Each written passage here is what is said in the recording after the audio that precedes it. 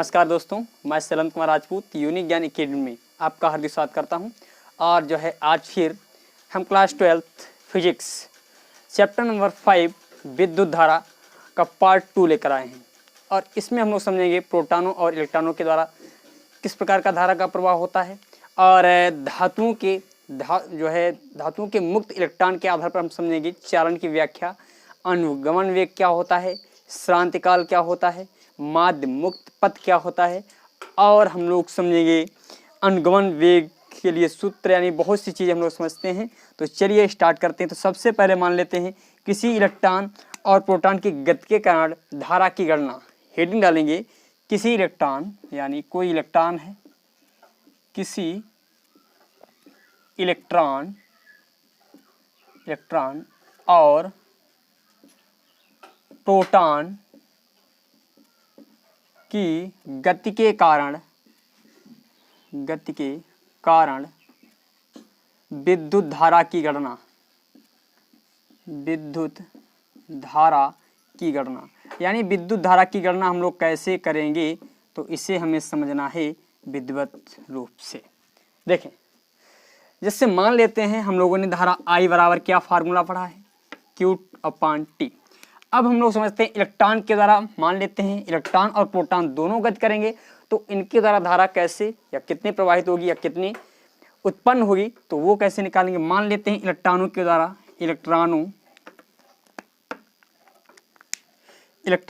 जो धारा प्राप्त होगी, इलेक्ट्रॉनों के द्वारा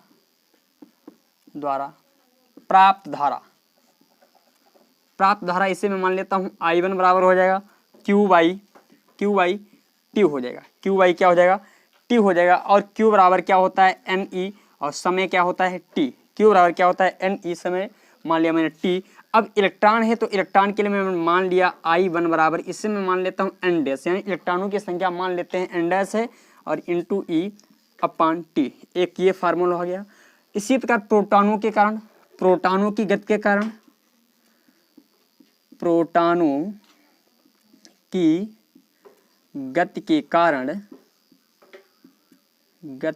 कारण, विद्युत धारा, तो विद्युत धारा का जो फार्मूला I बराबर होता है Q/T होता है। I बराबर Q/T होता है।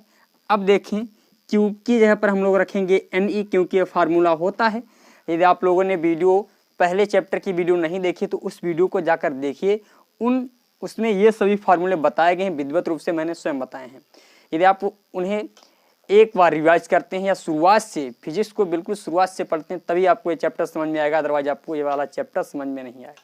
ध्यान रखें, क्योंकि इसमें आवेश को हम लोग चला रहे हैं और उसमें मैंने आवेश को स्थिर करके बहुत सी चीज़ें आपको बताई हैं। तो यहाँ पर हो जाएगा T। अब मैं मान लेता हूँ N डैश, तो यह N1 मैंने मान लिया, इसे मान लेते हैं N1 और इसे मान लेते हैं N2E/T, यानी I बराबर क्या मिल गया, I1 इसे माना और इसे मान लेते हैं I2 N2E/T। अब इन दोनों के कारण जो परिणामी धारा निकालेंगे, तो देखिए क्योंकि इनकी दिशा क्या होती है, एक दूसरे के विपरीत होती है, इलेक्ट्रॉन और प्रोटॉन एक दूसरे के विपरीत चलते हैं, तो जो परिणामी धारा आती है, तो इन दोनों के मध्य में परिणामी धारा निकालनी पड़ जाए, परिणामी धारा यदि I निकालनी पड़ जाए तो I बराबर होता है I1 डिफरेंस I2, यानी इसमें से जो ज़्यादा होगी वही धारा होगी, यानी इसका डिफरेंस हम निकालेंगे। अब ध्यान रखें, डिफरेंस निकालने के पश्चात जिस धारा का मान ज़्यादा होगा, जो दिशा होगी उसी को मान लेते हैं। जैसे इधर की धारा, ये धारा मान लेते हैं प्रोटॉनों के द्वारा जो उत्पन्न धारा है 5 एम्पियर है और इलेक्ट्रॉनों के द्वारा जो उत्पन्न धारा है 2 एम्पियर है, और प्रोटॉनों की जो है मान लेते हैं A और B, यानी इस तार में हम लोग जो है इलेक्ट्रॉनों और प्रोटॉनों की चर्चा कर रहे हैं। तो इधर से प्रोटॉन जा रहे हैं, इधर की ओर ये प्रोटॉन जा रहे हैं और इधर से इलेक्ट्रॉन आ रहे हैं। तो मैंने बताया प्रोटॉनों के द्वारा जो धारा उत्पन्न है 5 एम्पियर है, इलेक्ट्रॉनों के द्वारा जो धारा उत्पन्न हो रही है वो 2 एम्पियर हो रही है। तो अब इन दोनों की परिणामी धारा निकालेंगे, तो हम लोग क्या करेंगे, 5 - 2 कर देंगे, बराबर आ जाएगा 3। अब जो ये धारा है, पहली बात तो धारा एक धारा क्या होती है, एक अदिश राशि होती है, इसमें दिशा की कोई आवश्यकता नहीं होती है।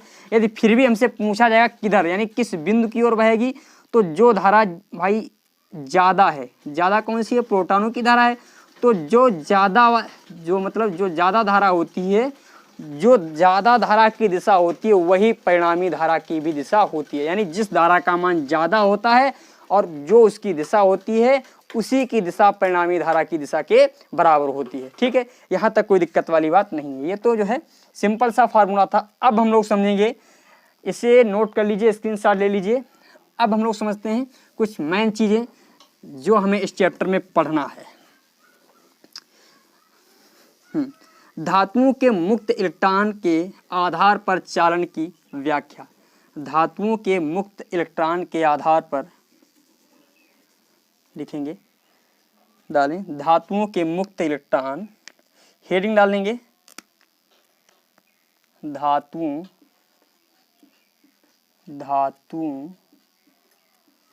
के मुक्त इलेक्ट्रॉन के आधार पर चालन की व्याख्या। चालन की हम लोग क्या करेंगे, व्याख्या करेंगे, चालन को समझेंगे क्या होता है। देखें, जैसे अब मैंने क्या बताया, ये कोई चालक है, ये क्या है भी हमारा कोई चालक है। मैं अब धातुओं के मुक्त इलेक्ट्रॉन के आधार पर जो है चालन की व्याख्या करूंगा। तो कैसे होती है, देखें यहाँ पर मैंने क्या किया, ये जो है हमारा एक चालक है, चालक है तो ये हमारा क्या है, तार है, ये हमारा तार हो गया एक। अब देखें इसमें हमने क्या किया, इसको एक बाह्य बैटरी से जोड़ दिया, इसको हमने क्या किया, एक बाह्य बैटरी से जोड़ दिया। ठीक है, हमने क्या किया, एक बाह्य बैटरी से जोड़ दिया। अब देखिए इसमें जो बाह्य बैटरी के कारण एक वैद्युत क्षेत्र उत्पन्न हो जाएगा, जिसकी जो दिशा होती है हमेशा वैद्युत क्षेत्र, इलेक्ट्रॉन सदैव वैद्युत क्षेत्र की विपरीत दिशा में चलता। तो मतलब ये हो जाएगा इसमें, ये वैद्युत क्षेत्र की दिशा ये हो गई। ठीक है, मैंने अभी ये कुछ समझने के लिए बताया है आपको। यहाँ पर देखें ये वैद्युत क्षेत्र हो गया। अब इस चालक में बहुत से मतलब इलेक्ट्रॉन उपस्थित होते हैं। जब मैंने क्या किया, इसके दोनों सिरों को एक बाह्य बैटरी से जोड़ दिया, एक बाह्य बैटरी से जब दोनों सिरों को जोड़ दिया, जब मैंने बाह्य बैटरी से दोनों सिरों को जोड़ा तो स्थिति क्या हुई, तो स्थिति हुई इसमें एक वैद्युत क्षेत्र उत्पन्न हो गया। और जिस वैद्युत क्षेत्र के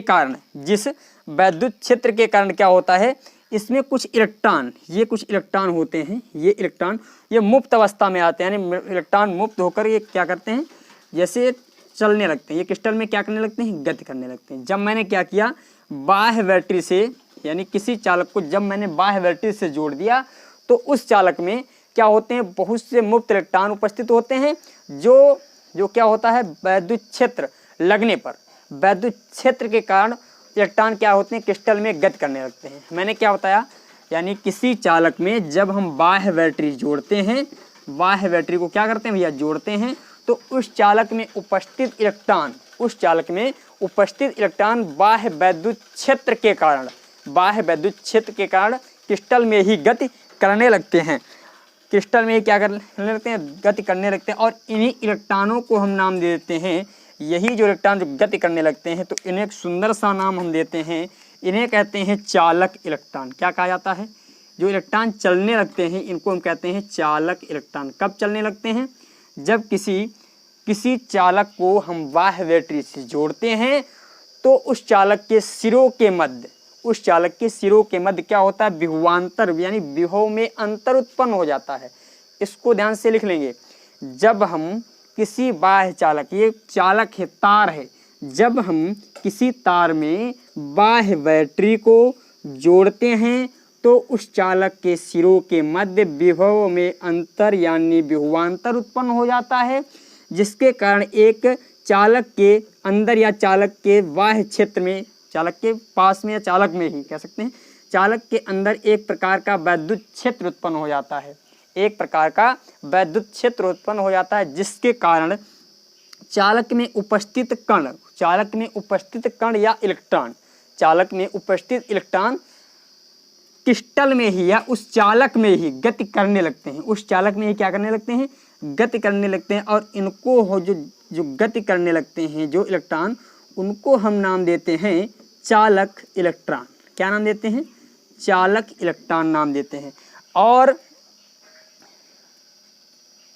और धातुओं में जो है, धातुओं में विद्युत धारा का प्रवाह का कार्य, यानी विद्युत धारा के प्रवाह का कार्य यही करते हैं। तो एक पॉइंट इसमें और लिख लेंगे नीचे, धातुओं में विद्युत प्रवाह या विद्युत आवेश वाहक, धातुओं में विद्युत आवेश वाहक का कार्य चालक इलेक्ट्रॉन ही करते हैं।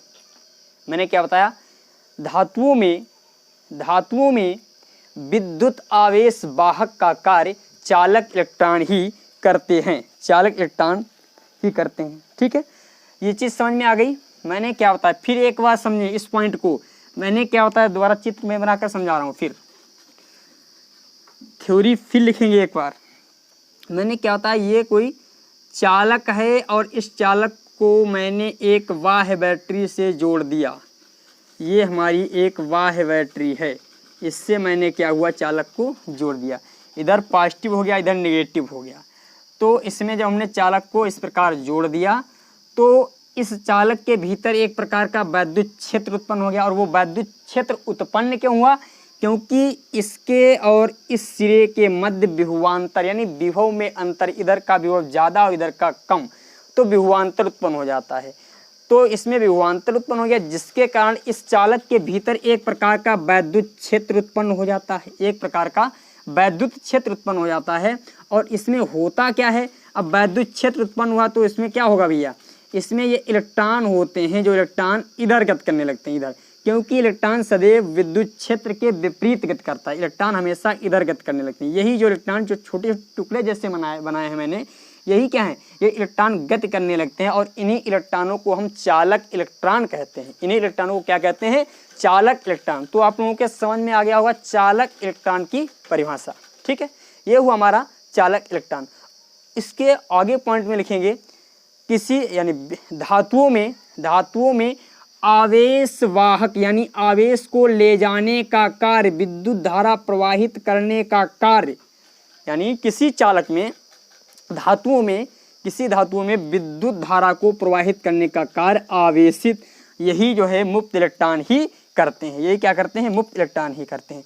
और इन इलेक्ट्रॉनों का जो वेग होता है, इन इलेक्ट्रॉनों का वेग कितना होता है, 10⁵ मीटर पर सेकेंड होता है। ध्यान रखें, ये जो मैंने बोला है ये स्वयं आप लिखिएगा, बहुत इंपॉर्टेंट है। प्रत्येक वर्ष इससे कुछ ना कुछ बिल्कुल पूछा जाता है, ध्यान रखें।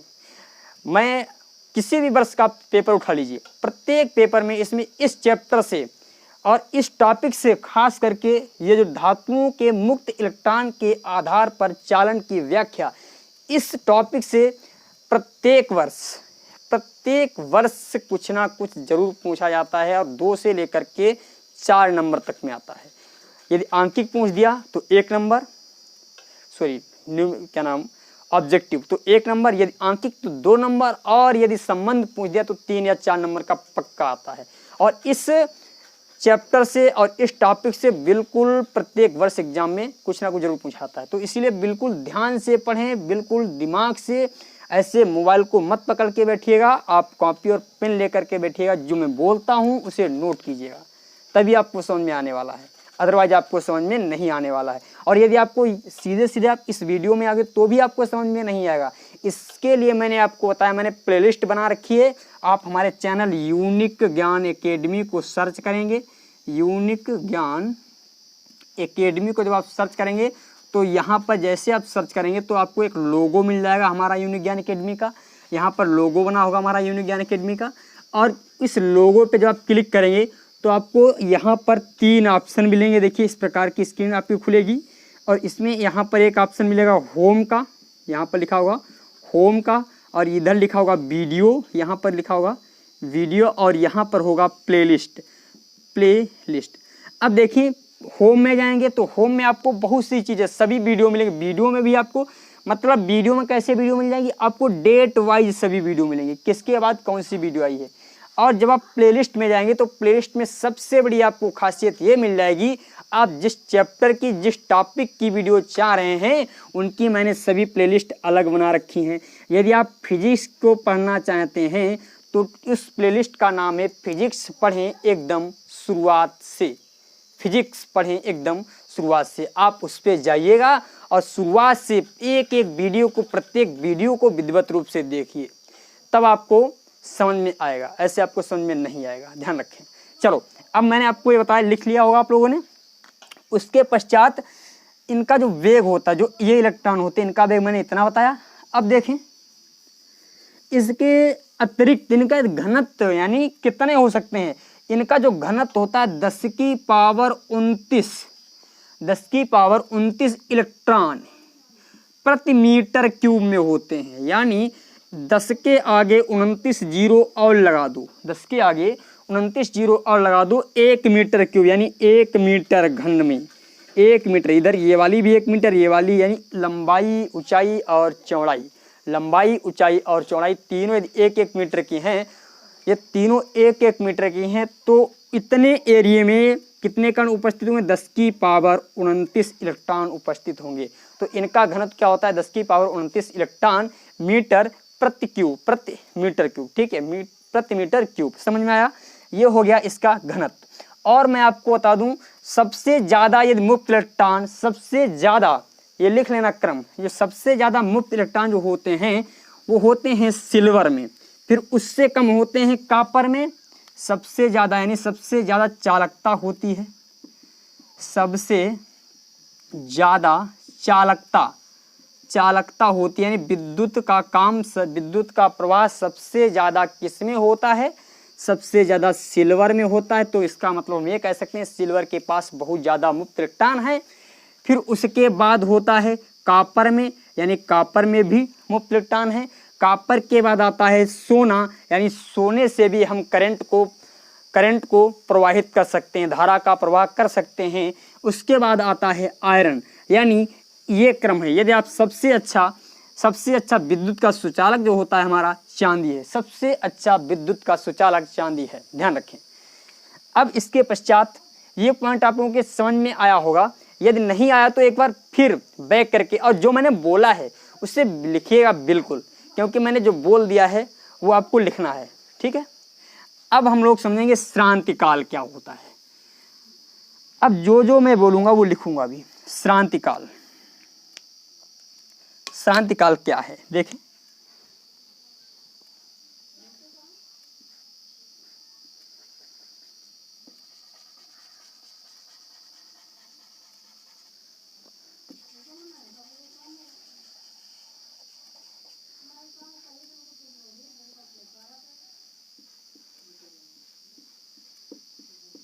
श्रांति काल, तो श्रांति काल है क्या, इसको हम लोग समझते हैं। श्रांति काल है क्या, देखें। ये कोई मैंने क्या होता है श्रांति काल को, अब बिल्कुल दिमाग से यदि एक एक पॉइंट को आप समझोगे तो श्रांति काल एकदम दिमाग में फिट हो जाएगा, बिल्कुल भूलोगे नहीं कभी। चाहे आप 2 साल बाद पढ़िए, चाहे 10 साल बाद पढ़िए, यदि आपने समझा है तो आपको सिर्फ एक बार देखने की जरूरत पड़ेगी। यदि आपने याद किया है तो श्रांति काल क्या होता है देखें, समझने से, इससे समझना है, क्योंकि जब समझोगे तो भूलोगे बिल्कुल ही नहीं।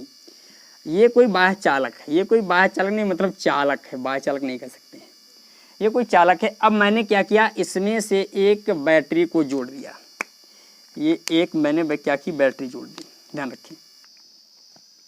ये मैंने क्या की, एक बैटरी जोड़ दी, ठीक है, ये एक बैटरी जोड़ दी। ये बैटरी का पॉजिटिव है और ये बैटरी का निगेटिव टर्मिनल है। मैंने इस प्रकार इस बैटरी को जोड़ दिया, मतलब इधर धनायन है और इधर ऋणायन है। अब मैंने जब इससे बाह्य बैटरी को जोड़ा तो हुआ क्या, इसमें एक इसके सिरों के मध्य विभवांतर उत्पन्न हुआ, एक तरफ ज़्यादा और एक तरफ कम। तो उस विभवांतर के कारण वैद्युत क्षेत्र उत्पन्न हो गया, ये वैद्युत क्षेत्र उत्पन्न हुआ। अब वैद्युत क्षेत्र के कारण जो इसमें ये इलेक्ट्रॉन जो उपस्थित थे, ये छोटे छोटे जो इलेक्ट्रॉन थे, ये छोटे छोटे इलेक्ट्रॉन थे,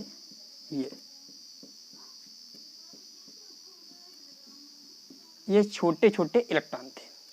ये जो छोटे छोटे इलेक्ट्रॉन हैं, अब बाह्य वैद्युत क्षेत्र के कारण भाई ये इलेक्ट्रॉनों में क्या हुआ, ये चलने लगे। अब ये इलेक्ट्रॉन चल रहे हैं, ऐसे चल लिए, ये इलेक्ट्रॉन ऐसे चलने लगे। ठीक है, पॉइंट को एकदम दिमाग से समझिएगा। इलेक्ट्रॉन चलने लगे और ये चलने लगे तो चलने में करते क्या हैं, देखें ये चलते चलते एक काम और करते हैं। ये जो है यहाँ से चला और यार इस इलेक्ट्रॉन से टकरा गया। ये वाला इलेक्ट्रॉन जा रहा है, यहाँ से जा रहा है, फिर इसके पास पहुँचा तो कणों से क्या होता है, टकराता रहता है। फिर यहाँ से गया इससे टकरा गया, फिर यहाँ से गया इससे टकरा गया। तो यहाँ से यहाँ तक चलने में देखो, यहाँ से यहाँ तक भाई 2 टक्करें हुई हैं, यहाँ से यहाँ तक।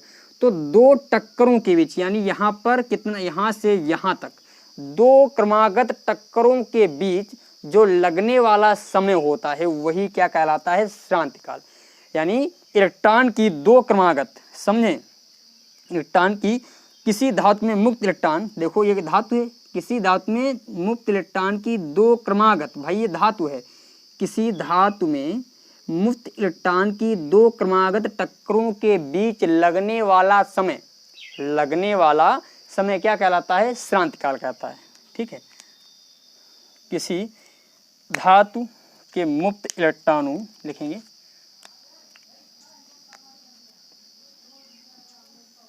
किसी धातु के मुक्त इलेक्ट्रॉनों, किसी धातु के मुक्त इलेक्ट्रॉनों की 2 क्रमागत टक्करों के बीच लगने वाला समय श्रांतिकाल कहलाता है। 2 क्रमागत टक्करों के बीच लगने वाला समय श्रांतिकाल कहलाता है, श्रांतिकाल कहलाता है। इसे टाउ से प्रदर्शित करते हैं, इसे टाउ से प्रदर्शित करते हैं, ध्यान रखें, इसे टाउ से प्रदर्शित करते हैं। ठीक है, अब ये समय है तो इसका मात्रक सेकंड होगा, समय है तो इसका मात्रक क्या होगा, सेकंड होगा। अब ध्यान रखें, यदि मैं ताप को बढ़ा दूं, यदि मैंने इसका टेम्परेचर बढ़ा दिया तो और ऊर्जा क्या होती है, इलेक्ट्रॉनों की बढ़ जाती है, तो इलेक्ट्रॉन बहुत तेजी से चलने लगते हैं। तो यहाँ पर एक पॉइंट लिख लेंगे, ताप बढ़ाने से श्रांतिकाल घटता है, ताप बढ़ाने से श्रांतिकाल घटता है। एक पॉइंट, नोट पॉइंट लिखेंगे, नोट पॉइंट में लिखेंगे ताप बढ़ाने से श्रांतिकाल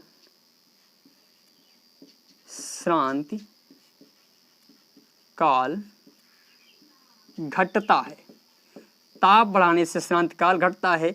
यानी tau is inversely proportional 1/T, जहाँ आपका T क्या है, ताप है, जहाँ आपका T क्या है, ताप है। ये चीज़ आप लोगों के समझ में आ गई होगी। इसका स्क्रीनशॉट ले लें या कॉपी पे लिख लें, कॉपी लेकर बैठे तो लिखिएगा अवश्य, ध्यान रखें। अब हम लोग समझेंगे वर्ग माध्य मूल, वर्ग माध्य मुक्त पथ समझेंगे, माध्य मुक्त पथ।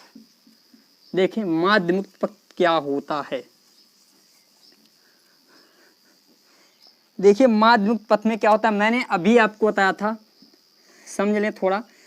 ये एक इलेक्ट्रॉन है, बहुत से इलेक्ट्रॉन इसमें उपस्थित हैं और ये इलेक्ट्रॉन चल दिया, यहाँ से एक इलेक्ट्रॉन चला यहाँ तक, यानी इन 2 इलेक्ट्रॉनों की, यानी 2 क्रमागत टक्करों के बीच, 2 क्रमागत टक्करों के बीच चली गई दूरी, यानी पहली टक्कर यहाँ पर हुई, उसके बाद दूसरी टक्कर यहाँ पर, फिर यहाँ पर हुई, तो मतलब एक टक्कर ये वाली हो गई और एक टक्कर ये, 2 टक्करें होंगे। 2 टक्करों के बीच ये जो दूरी चली गई है उसी को हम कहते हैं वर्ग माध्य मुक्त पथ। इस हेडिंग डालेंगे, माध्य मुक्त पथ हेडिंग डालें, माध्य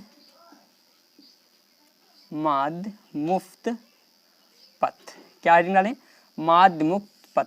यानी 2 क्रमागत टक्करों के बीच चली गई दूरी, 2 क्रमागत टक्करों के बीच, यानी किसी मुक्त इलेक्ट्रॉन की, ये लिखेंगे, ये जरूर लिखेंगे, किसी मुक्त इलेक्ट्रॉन की 2 क्रमागत टक्करों के बीच चली गई दूरी ही क्या कहलाती है, माध्य मुक्त पथ कहलाती है। ठीक है, किसी मुफ्त इलेक्ट्रॉन की, किसी मुफ्त इलेक्ट्रॉन की 2 क्रमागत टक्करों के बीच चली गई दूरी, 2 क्रमागत टक्करों के बीच चली गई दूरी माध्य मुक्त पथ कहलाती है, माध्य मुक्त पथ कहलाती है। मैंने क्या बताया, यानी एक टक्कर यहाँ पर, एक टक्कर यहाँ पर, एक टक्कर यहाँ पर, मतलब एक ये हो गया, दो टक्करों के बीच जितनी दूरी चली गई है वही क्या कहलाती है, मार्ग मुक्त पथ कहलाती है। इसे लैम्डा RMS से प्रदर्शित करते हैं, इसे लैम्डा RMS से प्रदर्शित करते हैं। अब लैम्डा RMS से प्रदर्शित करते हैं और इसकी जो विमा होती है या इसका विमा, ये एक प्रकार की दूरी है, इसकी जो विमा होती है तो एक प्रकार की दूरी है, तो इसकी विमा हो जाएगी L और इसका मात्रक क्या हो जाएगा, इसका मात्रक हो जाएगा मीटर, इसका मात्रक क्या हो जाएगा, मीटर हो जाएगा। ठीक है, इसका मात्रक क्या हो जाएगा, मीटर। यानी किसी मुक्त इलेक्ट्रॉन की दो क्रमागत टक्करों के बीच चली गई दूरी ही क्या कहलाती है, माध्य मुक्त पथ कहलाती है। ठीक है, इसे हम लैम्डा RMS से प्रदर्शित करते हैं और इसकी विमा जो होती है L और इसका मात्रक होता है मीटर, इसका मात्रक क्या होता है, मीटर होता है। और आपको बता दूं, धातुओं की जो धातुएं होती हैं उनका माध्य मुक्त पथ, धातुओं का माध्य मुक्त पथ जो होता है 10⁻⁹ मीटर, बहुत कम होता है, 9 मीटर होता है। ध्यान रखें, इसका धातुओं का, यानी जो धातुएं हैं जैसे सोडियम, कॉपर, जिंक, ये सब धातुएं हैं, इनके मध्य क्या होता है, जो इनका माध्य मुक्त पथ जो होता है 10⁻⁹ मीटर होता है। अब यहाँ पर यदि ये क्या है, वेग है, ये क्या हमारा, ये जो है दे रखी है दूरी, और दूरी बटे क्या होता है, चाल। तो मान लेते हैं दूरी हमारी लैम्डा RMS है बटे चाल, तो चाल में मान लेते हैं VRMS है। तो दूरी बटे चाल क्या होता है, समय होता है, समय होता है। तो मतलब ये हमारी हो गई दूरी, ये हो गई चाल, और समय को मैंने क्या बताया है, दो क्रमागत, यहाँ से यहाँ तक जो समय लगता है उसको मैंने बताया है टाउ, उसे मैंने क्या बताया है, टाउ। तो टाउ की परिभाषा हम लोग यहाँ से भी निकाल सकते हैं, माध्य मुक्त पथ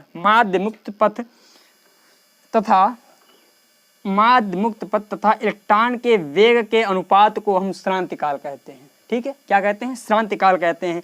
और इसी को हम लोग क्या कहते हैं, इलेक्ट्रॉन का वर्ग माध्य मूल कहते हैं, इसी को कहते हैं, इस सूत्र को ही हम क्या कहते हैं, इसे इलेक्ट्रॉन का वर्ग माध्य मूल कहते हैं। समझ में आया, वर्ग माध्य मूल कहते हैं। यहाँ तक कोई दिक्कत वाली बात नहीं, इसका स्क्रीनशॉट ले लें और एक एक चीज़ को समझिएगा, क्योंकि ये मैंने क्या बताया भैया, ये जो है पथ यानी रास्ता यानी दूरी है, ये मेरी क्या होगी दूरी, और ये V क्या होता है, वेग। इसे मान लिया मैंने VRMS क्या हो गया, हमारा वेग हो गया।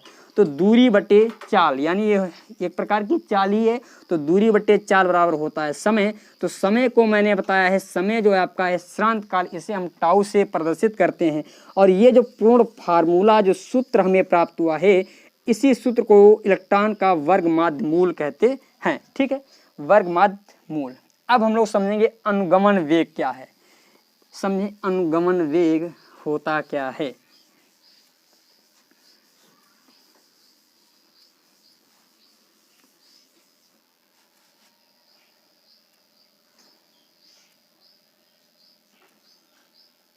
मैंने क्या किया, अनुगमन वेग हेडिंग डालें, अनुगमन वेग, या इसी को अफवाह वेग भी कहते हैं। क्या कहते हैं, अफवाह वेग,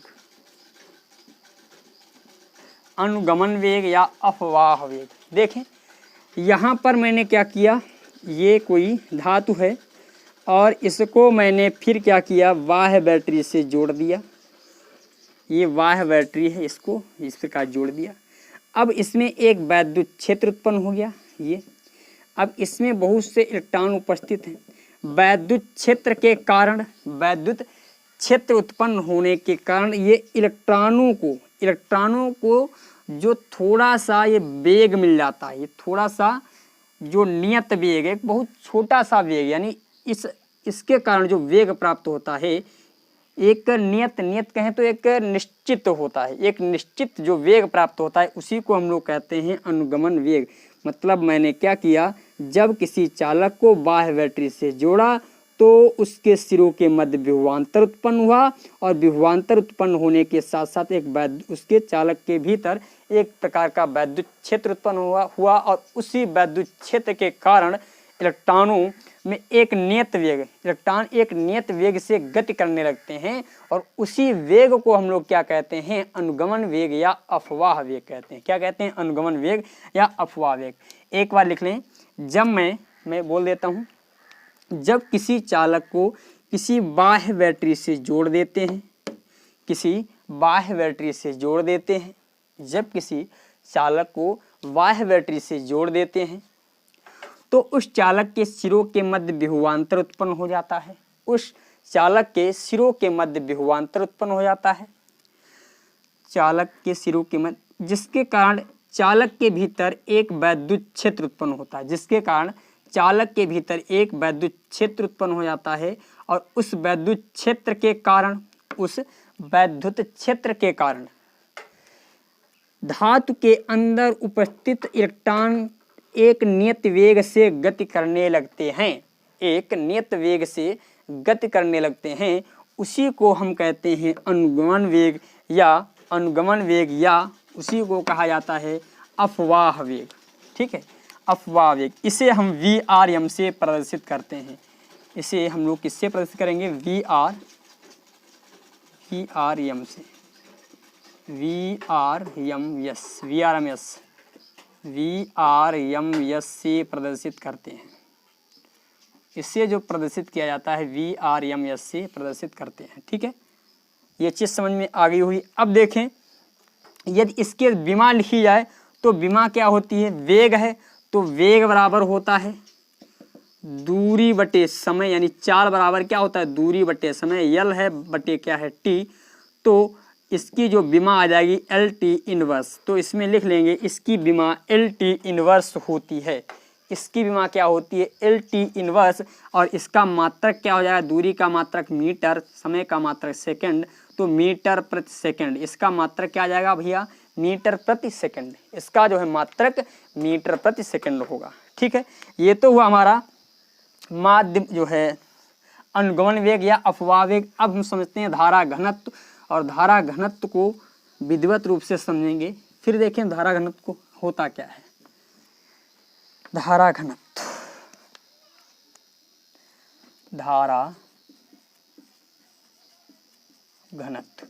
तो धारा घनत्व में पहला पॉइंट लिखना चाहें तो हम इसे किससे प्रदर्शित करते हैं, धारा घनत्व को, यानी इसे J से प्रदर्शित करते हैं। इसे J से प्रदर्शित करते हैं। घनत्व वर्ड ही साफ साफ कह रहा है। जैसे घनत्व यदि आप लोग समझते हैं कि जैसे हम लोग घनत्व में क्या देखते हैं कि 1 सेंटीमीटर क्यूब में कितने कण उपस्थित हैं, तो इसी प्रकार अब हमें देखना 1 सेंटीमीटर क्यूब क्षेत्रफल में कितनी धारा उपस्थित है, कितनी धारा गुजर रही है, ये चीज़ हमें देखना है। तो यही क्या होती है, धारा का घनत्व होती है। तो इसमें लिखेंगे J बराबर होता क्या है हमारा, J बराबर होता है I/A। इस फार्मूले से हम लोग समझेंगे। यदि यहाँ से A बराबर मैं कर दूं 1, A बराबर मैं क्या कर दूं 1 कर दूं, A क्या है हमारा क्षेत्रफल है, चालक का अनुप्रस्थ क्षेत्रफल। चालक A क्या है, चालक की अनुप्रस्थ काट का क्षेत्रफल, अनुप्रस्थ काट का क्षेत्रफल, अनुप्रस्थ काट का क्षेत्रफल। अब देखें चालक की अनुप्रस्थ काट का क्षेत्रफल मैंने क्या कर दिया, 1 कर दिया, तो J बराबर क्या आ जाएगा I/1, अर्थात J बराबर आ गया I। अब यहाँ से धारा घनत्व की परिभाषा निकालना चाहें तो क्या निकालेंगे, एकांक क्षेत्रफल में, यानी किसी चालक के एकांक क्षेत्रफल की दिशा, किसी चालक किसी तल के, यानी किसी तल के एकांक क्षेत्र, ये कोई तल है मान लेते हैं, समझें ये अनुप्रस्थ काट का एक कोई तल है, ये इसका क्षेत्रफल क्या है, हमारा क्षेत्रफल वेक्टर की दिशा A हो जाएगी और धारा भी इसी दिशा में प्रवाहित होगी ये। तो किसी एकांक तल के क्षेत्रफल, रुक जाओ, इस ऐसे लिखेंगे, किसी एकांक क्षेत्रफल से क्षेत्रफल की दिशा में, किसी एकांक क्षेत्रफल से क्षेत्रफल की दिशा में गुजरने वाली या प्रवाहित होने वाली, भैया ये क्या है, एकांक मान लेते हैं, ये एकांक है, ये हमारा एकांक है, इसे हम कहेंगे ये क्षेत्रफल है। यानी एकांक क्षेत्रफल हो गया। एकांक क्षेत्रफल की दिशा में, यानी जो एकांक क्षेत्रफल की दिशा है और उसी की दिशा में प्रवाहित होने वाली धारा को ही हम धारा घनत्व कहते हैं। क्या कहते हैं? धारा घनत्व कहते हैं। लिखेंगे किसी एकांक क्षेत्रफल की दिशा में, किसी एकांक क्षेत्रफल की दिशा में प्रवाहित होने वाली धारा को ही हम धारा घनत्व कहते हैं, धारा घनत्व कहते हैं। ठीक है, यानी J बराबर क्या आ गया हमारा, I आ गया। यदि मान लेते हैं, यदि क्षेत्रफल कितना दे रखा हो, यदि क्षेत्रफल हमारा दे दे यहाँ पर, यदि क्षेत्रफल A दे दे और धारा का मान दे दे, धारा I हो, यदि क्षेत्रफल A से गुजरने वाली धारा I हो, तो धारा घनत्व J बराबर हो जाएगा I/A। धारा घनत्व J बराबर क्या हो जाएगा, I/A। यदि हम यहाँ से I का मान निकालें तो J × A होगा। ये कब? J × A होगा। ये कब? जब बिल्कुल उसी दिशा में है, उसी दिशा में, तो मतलब ये वाला सूत्र हो जाएगा। अब ये इसे इतना ही क्यों लिखा गया है? क्योंकि यहाँ पर जो एंगल बन रहा है वो हमारा 0 बन रहा है। फार्मूला होता है I बराबर J × A cos थीटा, और cos थीटा का मान होता है 0, तो I बराबर J × A ही आ जाएगा। ठीक है, ये कब? जब उसी दिशा में, यानी जब क्षेत्रफल की दिशा में ही धारा प्रवाहित होती है, तब ये सूत्र है। अब मान लेते हैं यदि किसी एंगल पर, भाई क्षेत्रफल से किसी दिशा पर, इस दिशा में मान लेते हैं बहने लगे, ये धारा क्षेत्रफल से ये कोण बना दे, तो भैया यहाँ पर cos थीटा लिख देंगे। क्षेत्रफल की दिशा से कुछ एंगल पर बहे, ये क्षेत्रफल है, देखें ये हमारा क्षेत्रफल है, ये दिशा क्षेत्रफल की हो गई, और धारा ऐसे प्रवाहित होने लगे तो इनके मध्य कुछ एंगल बनेगा, तो उसके लिए आपका ये वाला फार्मूला हो जाएगा। उसके लिए आपका ये सुंदर सा ये वाला फार्मूला हो जाएगा। समझ में आया होगा। आज की वीडियो यहीं तक रखते हैं, और कल मैं इसकी बीमा और बहुत सी चीज़ें मैं कल आपको बताऊंगा। तब तक के लिए आपको यहीं तक रखता हूँ। फिर आगे मिलेंगे अगली वीडियो में। तब तक के लिए आपको नमस्कार, थैंक यू।